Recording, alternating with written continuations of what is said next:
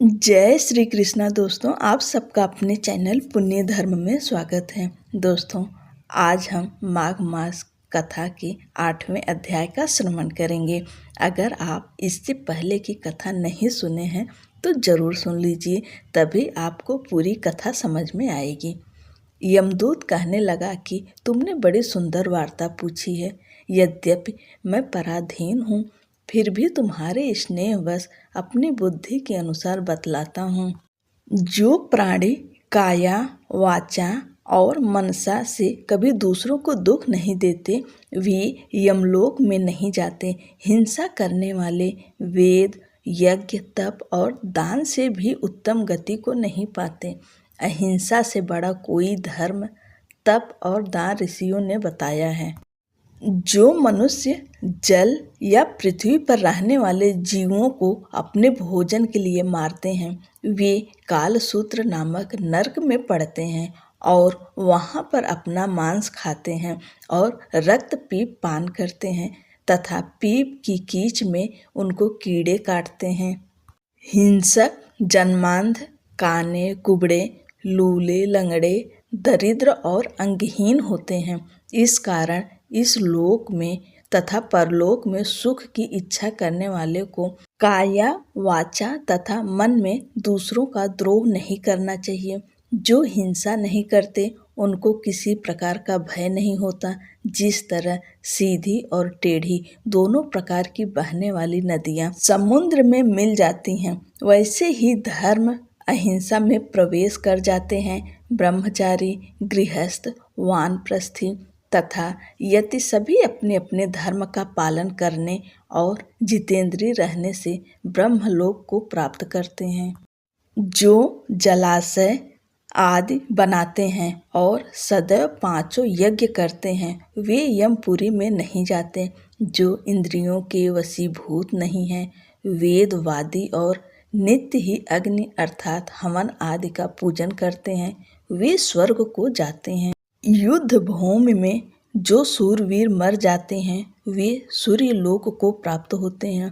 जो अनाथ स्त्री शरण में आए हुए तथा ब्राह्मण की रक्षा के लिए प्राण देते हैं, वे भी कभी स्वर्ग से नहीं लौटते। जो मनुष्य लूले, लंगड़े, वृद्ध, अनाथ तथा गरीबों का पालन करते हैं, वह भी स्वर्ग में जाते हैं। जो मनुष्य गौओं के लिए पानी का आश्रय करते हैं तथा कुआं, तालाब और बावड़ी बनवाते हैं, वे सदैव स्वर्ग में निवास करते हैं। जैसे जैसे जीव इनमें पानी पीते हैं, वैसे ही उनका धर्म बढ़ता है। जल से ही मनुष्य के प्राण है, इसलिए जो प्याऊ आदि लगाते हैं, वह अच्छे स्वर्ग को प्राप्त होते हैं। बड़े बड़े यज्ञ भी वह फल नहीं देते जो अधिक छाया वाले वृक्ष मार्ग में लगाने से देते हैं। जो मनुष्य वृक्ष रोपण करता है, वह सदैव दानी और यज्ञ करने वाला होता है। जो अच्छे फल और अच्छी छाया वाले मार्गी वृक्षों को काटता है, वह नरकगामी होता है। तुलसी का पौधा लगाने वाला सब पापों से छूट जाता है। जिस घर में तुलसी वन है, वह घर तीर्थ के समान है और उस घर में कभी यमदूत नहीं जाते। तुलसी की सुगंध से पितरों का चित्त आनंदित हो जाता है और वे विमान में बैठकर विष्णु लोक को जाते हैं। नर्मदा नदी का दर्शन, गंगा जी का स्नान और तुलसी दल का स्पर्श, यह सब बराबर बराबर फल देने वाला है। हर एक द्वादशी को ब्रह्मा भी तुलसी का पूजन करते हैं। रत्न, सोना, फूल तथा मोती की माला के दान का इतना पुण्य नहीं जितना तुलसी की माला के दान का है। जो फल आम के 1000 और पीपल के 100 वृक्षों को लगाने से होता है, वह तुलसी के एक पौधे के लगाने से होता है। पुष्कर आदि तीर्थ, गंगा आदि नदी, वासुदेव आदि देवता सब ही तुलसी में वास करते हैं।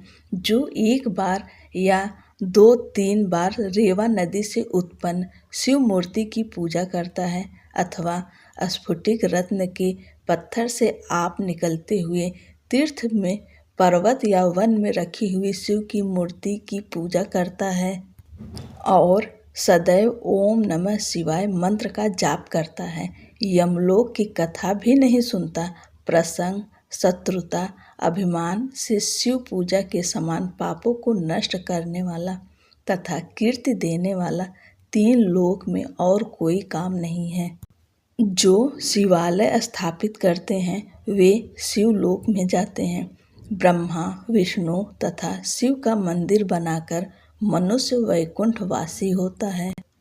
जो भगवान की पूजा के लिए फूलों का बाग लगाते हैं वे धन्य हैं। जो माता पिता, देवता और अतिथियों का सदैव पूजन करते हैं वे ब्रह्मालोक को प्राप्त होते हैं।